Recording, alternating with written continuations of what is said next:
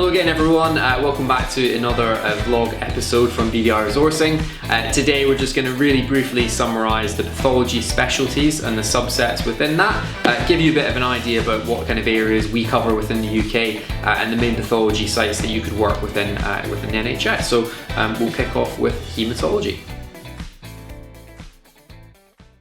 Okay, so hematology, as you'll know, largely the study of blood and bone marrow. Within the UK, there's a number of different subsets of hematology that you can work within.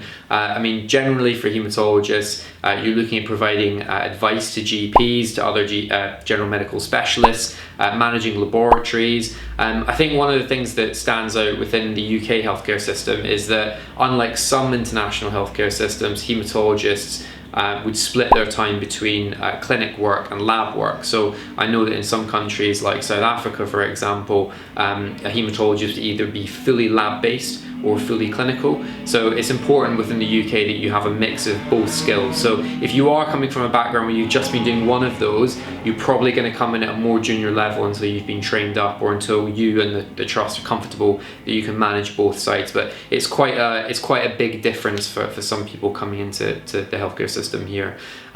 Largely you're looking at both malignant and non-malignant tumour sites or blood cancers. Within that, you can be working with large university teaching hospitals who may have teams of 18, 20 or more hematology consultants, and they would be looking at the clinical treatment of patients and also the academia linked to the university courses.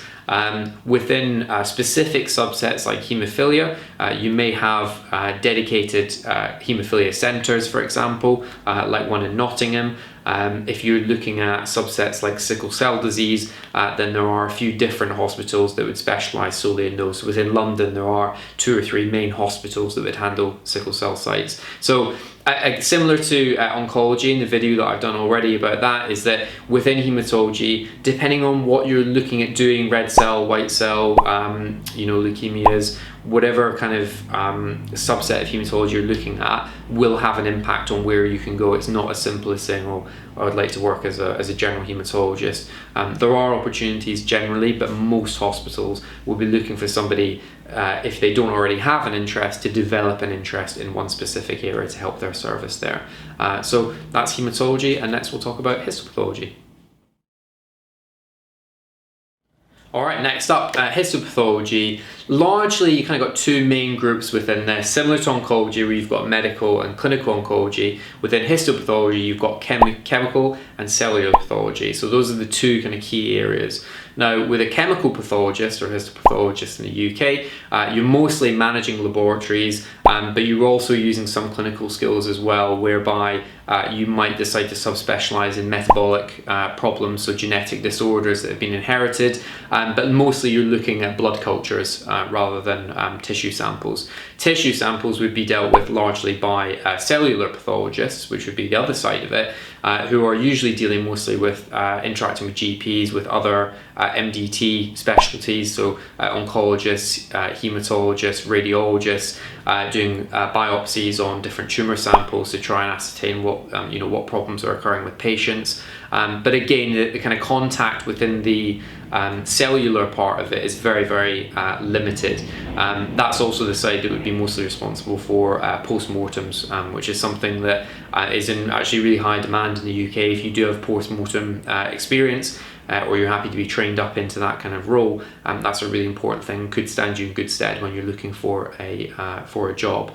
So as I say, the main kind of difference is chemical, cellular, mostly looking at blood cultures with chemical. With the cellular, you're more looking at tumour sites. Alright, we've kind of used the histopathology subsets as 2 different areas. So the 4th one we're going to look at is medical microbiology and virology. So mostly within this role in the hospital, there isn't really a lot of subspecialisation.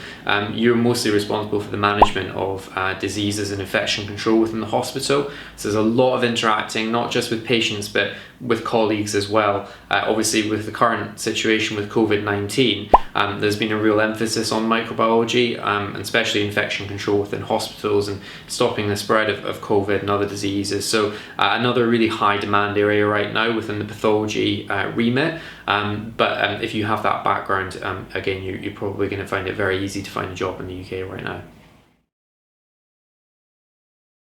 Okay, and really briefly, the last one, number 5, is immunology. As the name suggests, you're looking at people's immune systems, you're looking at people who've got allergies. There are some huge allergy specialist centres within London, and I know that's a great area of sort of developing research at the moment. So we honestly tend not to have so much demand for that, because direct applicants within that area will be able to find jobs pretty easily themselves. But I know that it's a really emerging specialty within the pathology subset at the moment. Alright, so those were the sort of 4 or 5 main areas within pathology that we look at, and again, I know that's a very, very light touch on what you might expect in the UK, or certainly what each specialty involves. If you want more detail, please feel free to give us a call, send us your CV in, get in touch. We'll talk you through in a lot more detail what's involved with the day-to-day, figure out whether you've got the right background, and if you want to get into it, then we'll do what we can to help you. So stay tuned. As always, let us know if there's anything that you want us to expand on, or any other blogs that you'd like us to do, and we'll see you again soon.